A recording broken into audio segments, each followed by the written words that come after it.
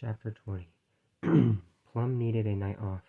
It was early April in Manhattan, and winter break was almost over at Brakebills, but some of her former classmates were still in the city. Knowing they were so close, she was overcome by a fit of longing for her old life. She decided to indulge it. She wasn't even completely sure if she was still received in polite company after her dramatic departure from Brakebills, so Plum was relieved when they turned up. The venue was a basement bar on Houston Street with a low ceiling and a lot of busted couches and a decent jukebox. It had survived untouched by the rage for elaborately perfect artisanal cocktails.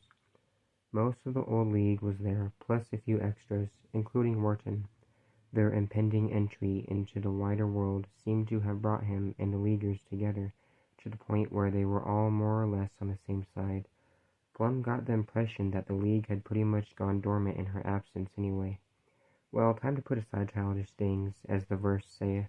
At least they'd gone out on top. They drank pints of IPA and attempted observational humor about the civilians or muggles or mundanes or whatever you wanted to call them all around them. They made bets about what people were feeling, and then Holly, who had a knack for it, did a mind reading to see who was right. She couldn't get anything too specific, not words or images, just the emotional tone, but that was usually enough. Bars were a good place for it. Alcohol had a way of making people's minds more transparent, like oil on paper. Plum knew they were going to talk about Brakebills, and she knew that it was going to hurt. It was partly what she came for, the pain. She was going to test her new sense of herself as someone who was past all that now, who'd had a taste of life in the real world, even though it was turning out to be something of an acquired taste. Fortunately, the pain, when it came in bearable quantities of ache. Hearing news from the candle-lit bubble world of Brakebills helped her mourn for the comparatively simple, hopeful Plum who used to inhabit that world. Tonight would be a wake for that other Plum, the Plum who'd never tried that stupid prank. Rest in peace. She interrogated them methodically for gossip. They were absolutely teeming with it. With graduation coming, the fifth years were reverting to a state of nature. Everybody who'd been holding their breath for the past 5 years was letting it out. Even socially anxious, authority-respecting students had begun conducting risky experiments with sass. The candlelit bubble world was on a collision course with the hard and rocky rogue planet of reality, and when they hit, the bubble would pop.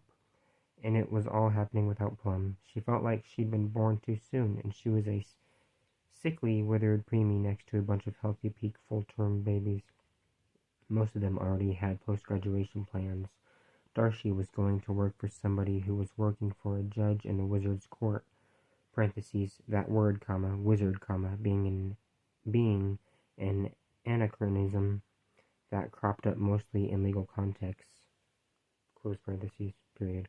Lucy was going to assist some possibly fraudulent but indisputable famous artist who constructed enormous invisible magical sculptures in the sky above the city.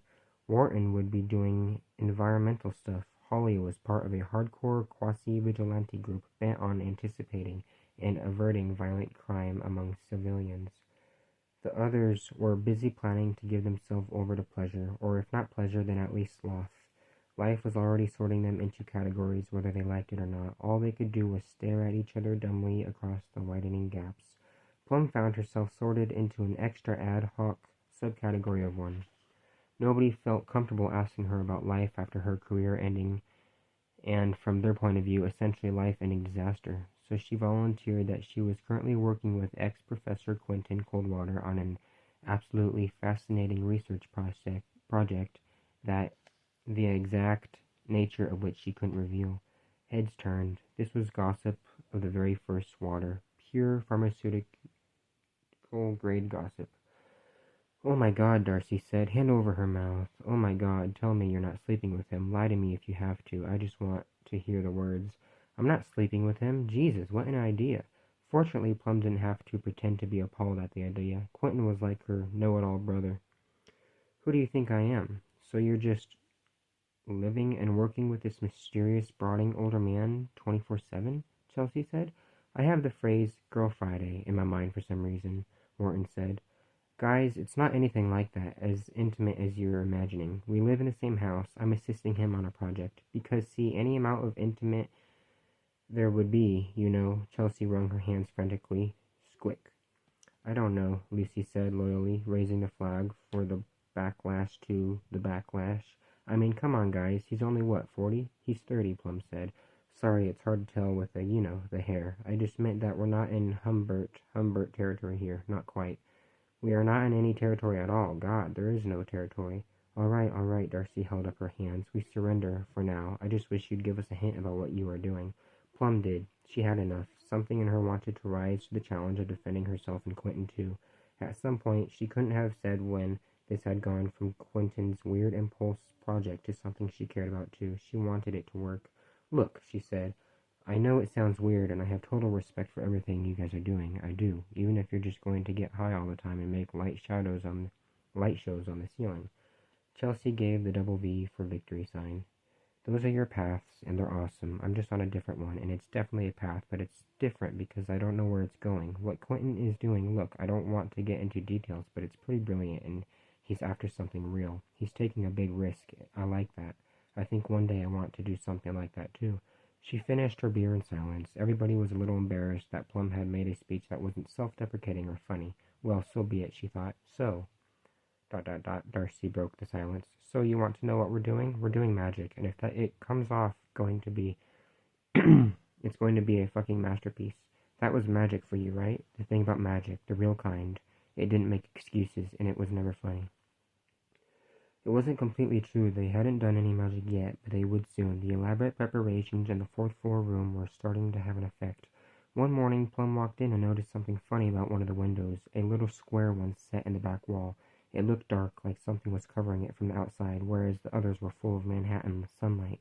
The window wasn't blocked, but the view had changed. It looked out at somewhere else now, or maybe someone else. A silent steel-gray marshland in early evening. Miles of swaying, drowned grass in fading light stretching out to the horizon. Plum touched the glass where the other windows were cool. It was unseasonably warm. Weird. What the hell is that? I have absolutely no idea, Quentin said. Plum was enjoying her stint as a sorcerer's apprentice more than she would have thought. Morale was high. Once she'd learned that Fillory really was real, she'd braced herself for an assault from her depressive streak.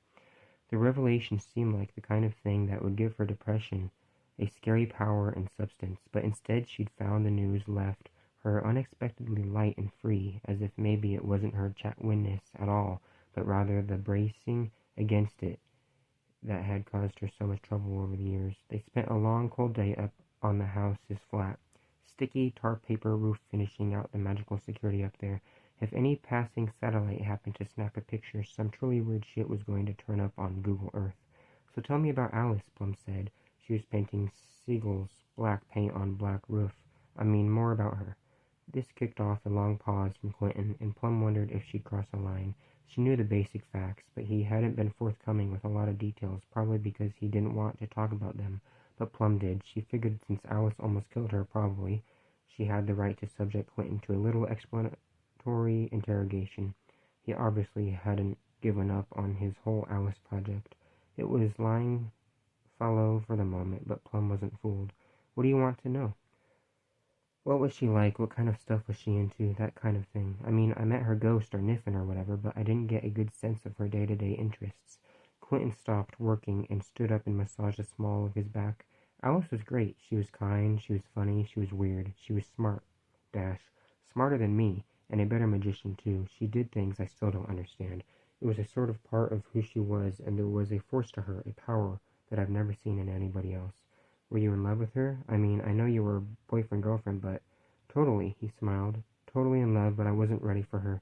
She was more grown-up than me, and I had a lot of stuff left to work out. I made some mistakes. I thought some things were important that really weren't. Plum stood up too. She was wind-burned and tired, and the fabric of the seat of her pants disengaged from the roof in such a way as to suggest that the tar paper had probably wrecked them. I feel you're talking around something here. Yeah. Probably it's that I slept with somebody else. Kind of sorry, she asked there, but Quentin kept going. Then she slept with somebody else. It was bad. I almost ruined everything. Then, just when I was starting to really figure things out, that was when she died. That sucks, I'm really sorry. It took me a long time to get over it. Plum's own romantic history so far had been pretty limited with minimal drama. It was one area where she felt comfortable lagging behind her peers, but she prided herself on her powerful philosophical insights into other people's relationships. So if you do end up somehow, bringing her back, do you think you'll be together? I mean, are you still in love with her? I don't really know her anymore, Plum. It was a long time ago. I'm a different person now, or at least I hope I am. We'd have to see. So you'd start over. If she wanted to, though I feel like we were only just about to get started. We wouldn't start over, we'd just start. Deep orange rays of sunlight meandered past, slowed by the vicious urban air they were passing through, full of floating particulates and toxic emissions. Bubbles popped in Plum's knees. Here's what I don't get. If we're so unready, if you were so unready, if you had all that stuff left to work out, why do you think she loved you? Quentin went back to mixing the smelly regent he'd been working on before. Pardon me. I don't know, he said. I never did know.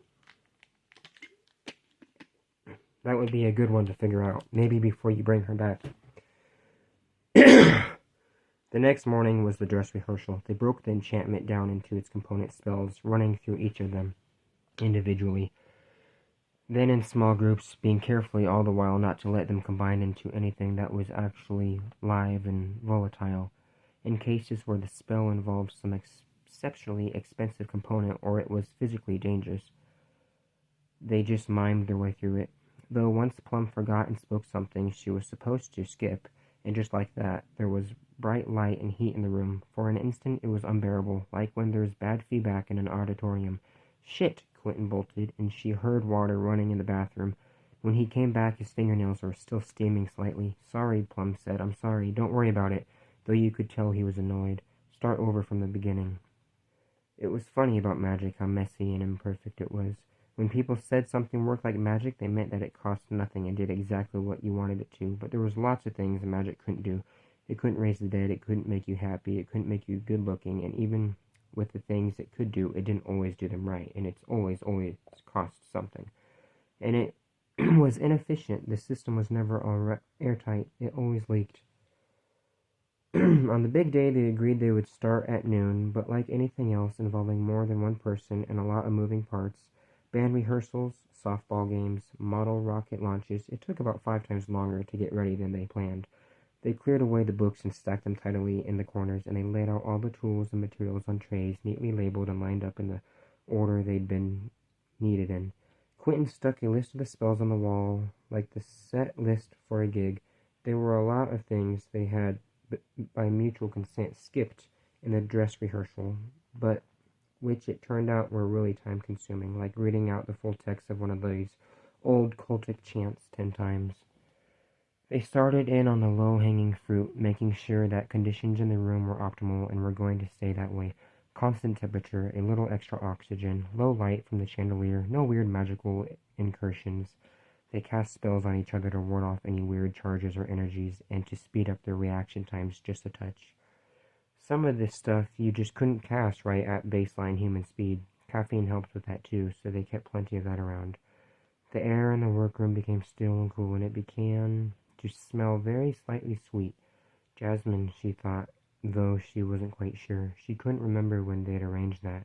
By around 5 o'clock in the afternoon, they realized they were putting off casting anything that would take them past the tipping point. It was in or out. The time has come.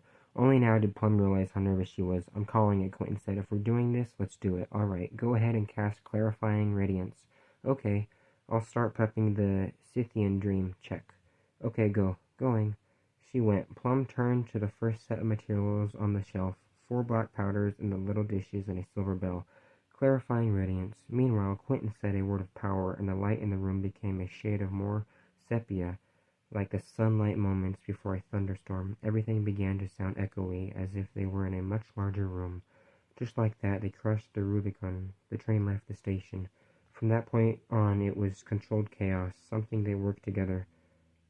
Sometimes they worked together. 1 or 2 of the spells were four-handed. Other times the flow diverged, and they'd be doing totally different spells in parallel.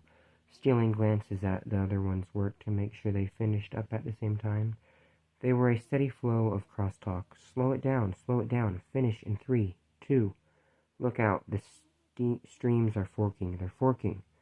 A single curve of Irish fire delaminated into 2, then 4, curling away to either side. The curls started pointing worryingly back toward Plum, who was casting them. I've got it, she said. Damn it, the fire went out. Do it again, there's still time. It went on like that for 3 or 4 hours. It was hard to keep track. By then, they were deep into it, and the atmosphere in the room had gotten thoroughly dreamlike. Huge shadows stalked along the walls. The room seemed to list and bank like it had taken flight with them inside it. She banged a tray down onto the work table in front of Quentin, and he began picking what he needed off it without even glancing down at it, and she was shocked to realize that it was the second to last spell on the list. This was almost it. Plum had run out of things to do, so she just watched him drinking a glass of water she placed under the table when they started, and somehow managed not to kick it over. The rest of it was all him. She was dizzy and her arms felt weak. She folded them over her chest to keep them from shaking. Plum didn't think her friends would have made fun of Quentin at that moment. For a while she'd fallen into the habit of thinking of him as a peer, basically, but over the past week she'd been reminded that he was a decade older and doing magic on a different level from her.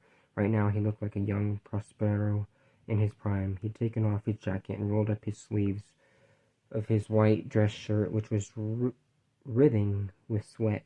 He must have been tired, but his voice was still firm and resonant, and his fingers were working with a practiced crispness through positions she'd never seen before, the tendons standing out the backs of his hands. This was the kind of magic Plum thought she would do when she would grow up. Big surges of power were flowing through the room. It crossed her mind that spells like this were exactly what turned people into Niffins when they got out of hand. Huge tranches and structures of magic that so far she'd only ever been in isolation were colliding and interacting like weather systems. The intensity doubled and redoubled itself. Without warning, the room juddered and dropped, leaving them in a free fall for an instant. If it had been an airplane, the oxygen masks would have come down. Quentin's voice sounded artificially deep, and he started to tremble with the effort of keeping everything together. He hastily dragged an arm across his forehead.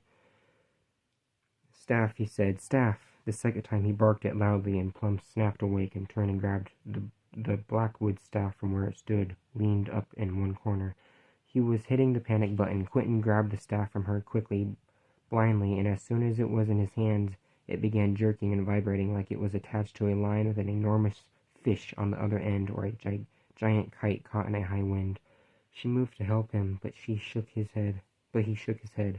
Better not touch me, he said through clenched teeth. Could be bad. The air was thick with the smell of burning metal and the sweat of tired magicians. She could sense it in the room with them now. The land itself, an angry, hungry, thirsty, infinite thing demanding life, ready to take it from them if it had to. It cried out with an almost human voice. A spray of golden light erupted from between one of Quentin's fingers. That must have been one of Mayakovsky's coins going. Scenery raced past the windows, all of them now too blurred to make out. Space distorted grotesquely, and for an instant the room looked stretched out of all proportion, fish-eyed, as if bulbous blister had formed on the surface of reality itself.